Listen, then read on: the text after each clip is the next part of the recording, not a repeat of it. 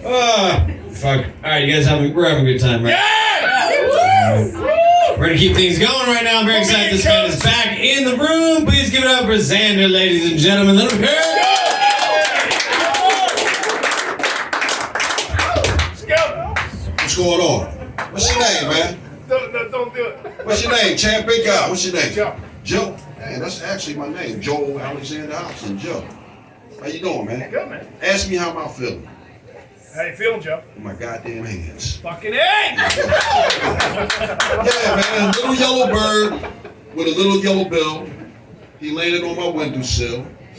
I lured him in with a piece of bread. Then I crushed his fucking head.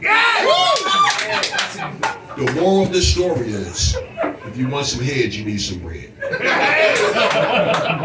Folks, you might not know about a casual glance, but I'm a Marine veteran and an Air Force retiree. I'm a veteran of 2 wars and countless conflicts because I was married for 30 years to 4 different women.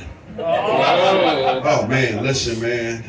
They say the best things in life are free. Where's all the free pussy at? You know what I mean? Where's all the free pussy? You know? Joe, do you know what wives and hurricanes have in common? No idea, Joe. What's going on? They both scream when they come and they both take the house when they leave.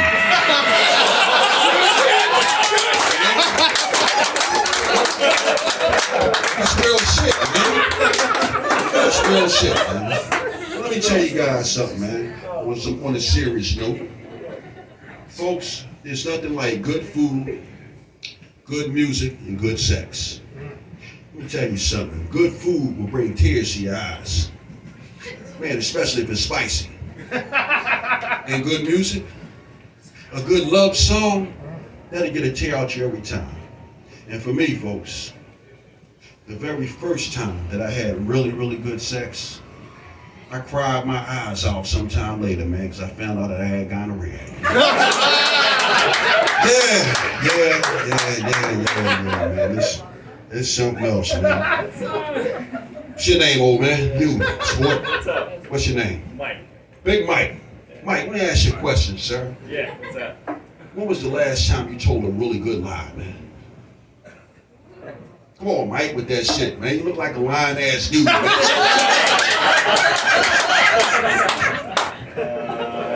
Man, when was the last time you told a good lie, young man? Probably last week. What was the lie you told, sir? Fucking hell. Man, let me tell you something, folks. You gotta have a good lie in your arsenal, man. Now, let me tell you something, folks. Don't be walking around here just lying just to be lying, man. You know, you don't be doing dumb shit like lying about the size of your dick. You don't be lying about the number of chicks you fuck. Let me tell you something, goddammit. If you're gonna lie, you lie to the fucking police. Yeah! You lie to the bill collector.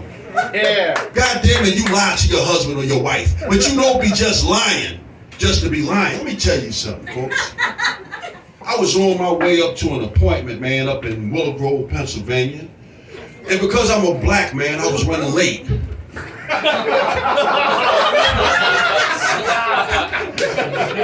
I found myself stuck in traffic. And I'm like, damn, I'm not gonna make my appointment. And just then, an ambulance goes whizzing by me.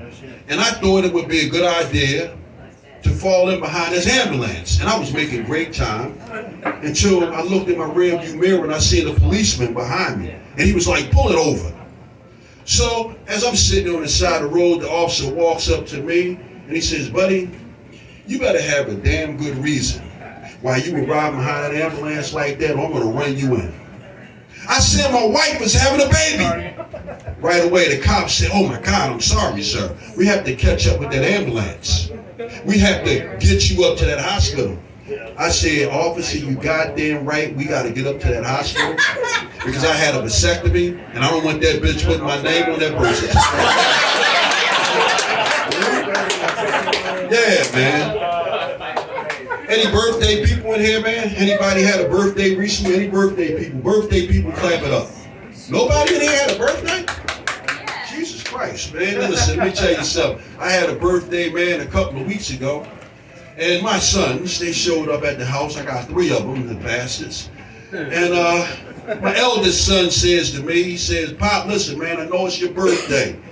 It's a little short. I'm a little short on funds, but believe me, old man, I got you. My middle son, the same bullshit.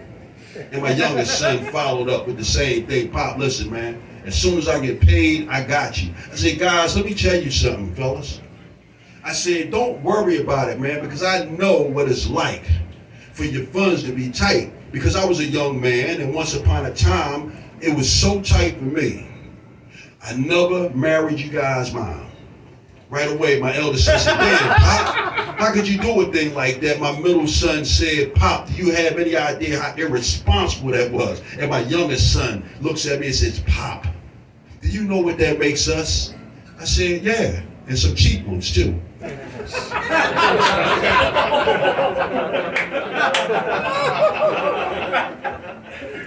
Guys, as I get ready to get off of this stage, I'm going to close with something strong, but I'm going to say this.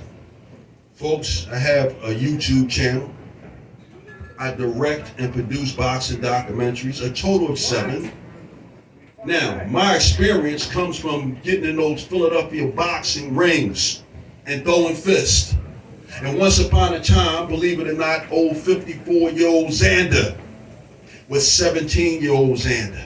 And 17-year-old Xander was the Pennsylvania Golden Gloves champion. He was the ABF boxing champion. And he was the Junior Olympic champion.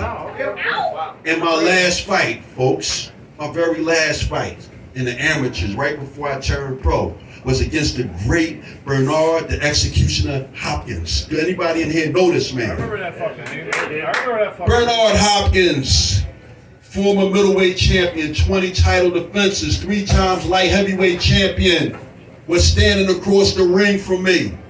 And me and Bernard, we were standing in front of the referee and we was getting our final instructions.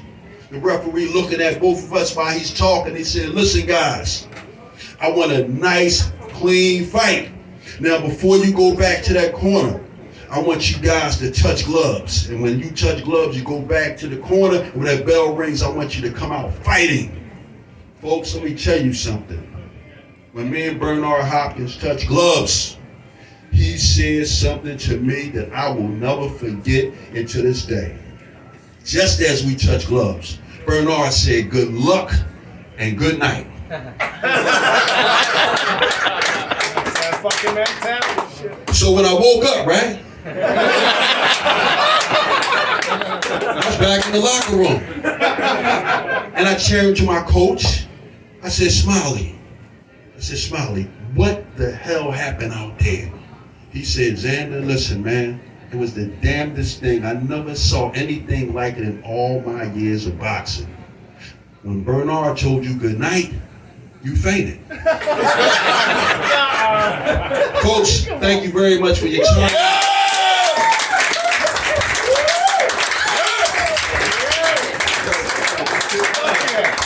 Give it up again for Xander.